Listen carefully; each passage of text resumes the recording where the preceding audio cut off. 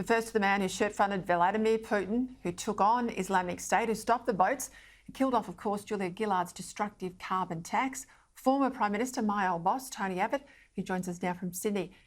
Great to have your company. I know you and I, Tony, we've talked about The Voice on our latest version of the podcast. We've dissected where we ended up after that historic vote and what might it mean in the future.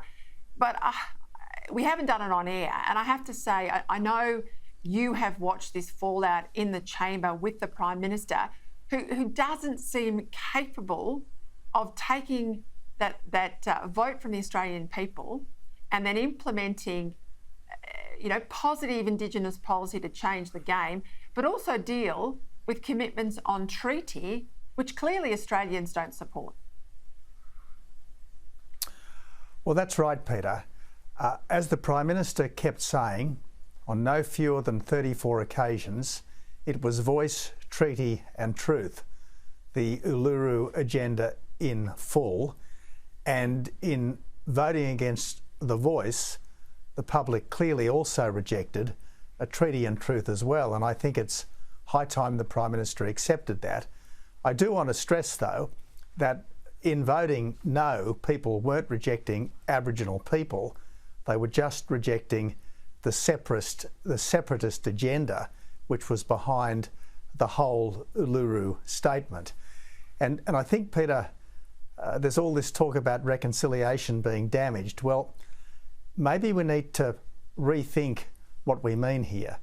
Maybe reconciliation should not be considered so much as something between two peoples, if you like, between Indigenous Australians on the one hand and non-Indigenous Australians on the other hand. Maybe a better way to think of reconciliation is just all of us as individuals, regardless of how culture or colour or race or creed, treating every other Australian, regardless of race, colour or creed, with respect and decency. Now, on that basis, I think that we have been a pretty reconciled nation for quite a long time now.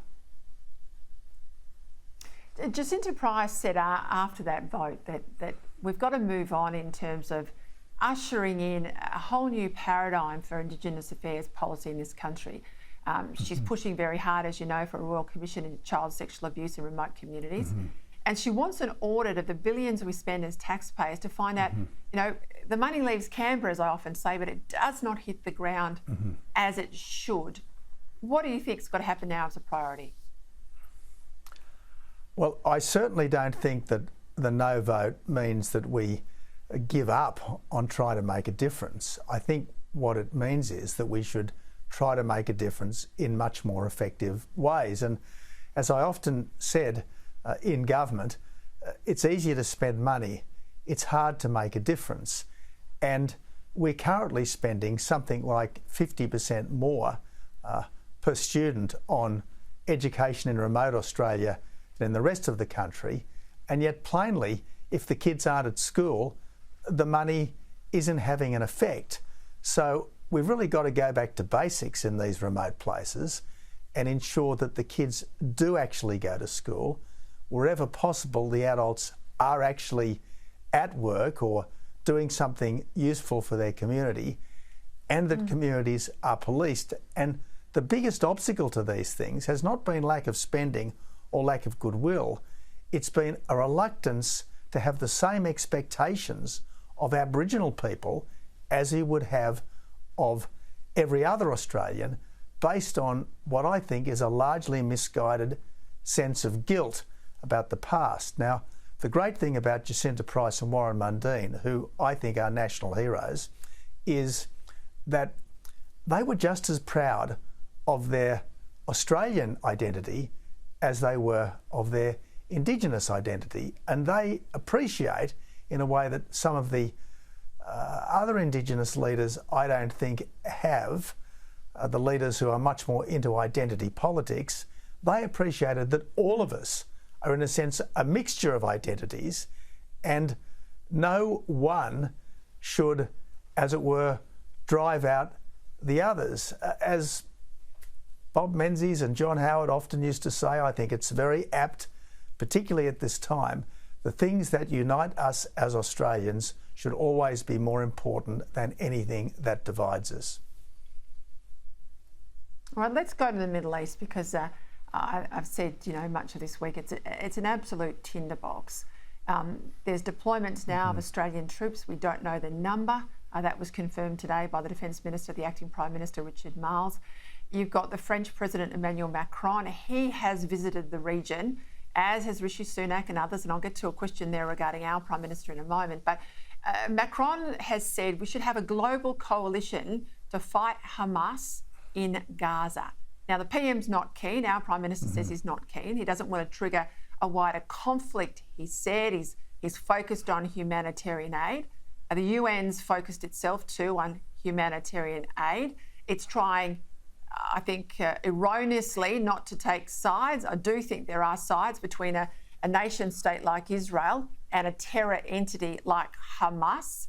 But given the world united in its opposition to Islamic State, and you were the Prime Minister at the time, what's your response here? Well, I don't see any moral distinction between Hamas and their actions and Islamic State and its actions. What Hamas did against innocent civilians was utter depravity. It was utter barbarity. There could be no possible justification, no possible rationale for that kind of thing other than simple hatred and evil. Now, yes, the Israeli response has to be proportionate, but Hamas does have to be dealt with. Hamas really does have to be dealt with, and the world has to accept that there should be no place in any civilised heart for sympathy for Hamas. Right, Presidents Biden and Macron have been there. Rishi Sunak's been to Israel as well as a show of solidarity. Our Prime Minister still hasn't even spoken with Prime Minister Netanyahu. The Israeli ambassador to Australia said there's an invitation to Mr Albanese to visit. It's open. If it was you, if you were Prime Minister at this time, would you go? Look, I think, if I may say so, it's a serious error of judgment by the Prime Minister. I think he really should be standing shoulder to shoulder with the government and the people of Israel.